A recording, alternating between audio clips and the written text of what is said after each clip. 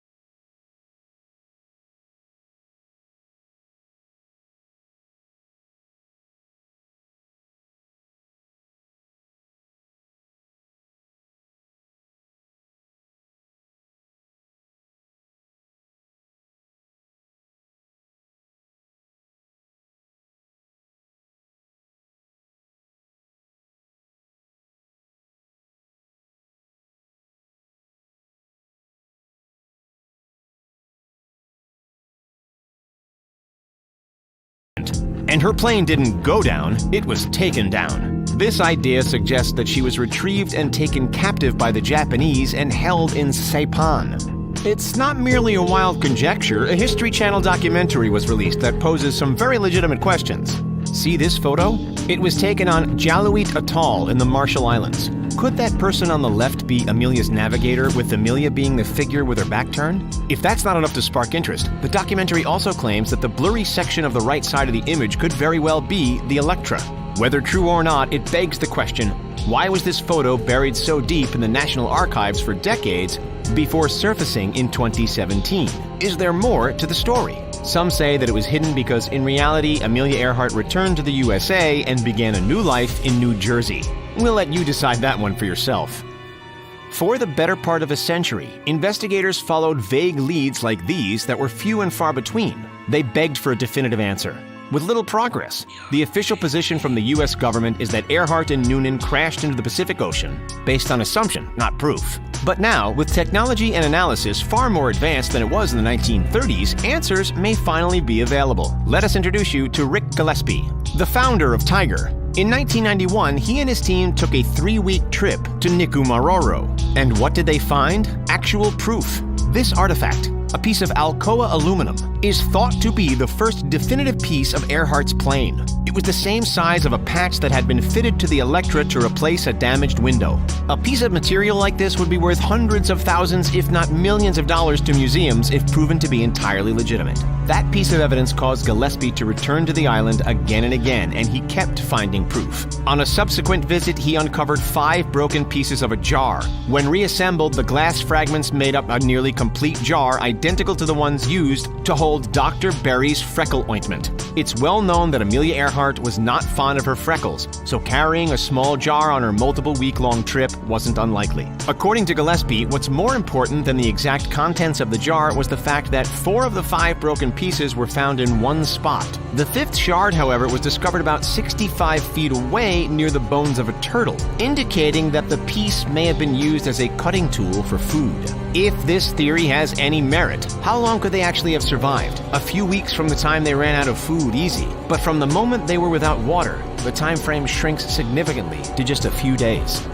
Remember the stocky man's bones found in 1940? Well, decades later, scientists were forced to rethink their earlier analysis. A 2018 DNA study on those bones conducted by University of Tennessee professor Richard Jantz suggested that they did not belong to a man, and instead were a close match to Earhart. Back in 1940, forensics techniques were lacking in expertise. But why'd it take nearly 80 years to reanalyze the bones? Simply put, just like Amelia, they went missing. Then they popped up in a museum on the island of Tarawa, reigniting the investigation and finally leading to answers. Even though the massive 2-week search authorized by President Franklin D. Roosevelt in 1937 cost $4 million, in the time since, with nonprofit organizations like Tiger doing their own digging and governments reopening the case, the total cost far surpasses that initial number. What do you think is the most likely explanation? Share your thoughts. Don't forget to like, subscribe, and as always, thanks for watching. See you next time.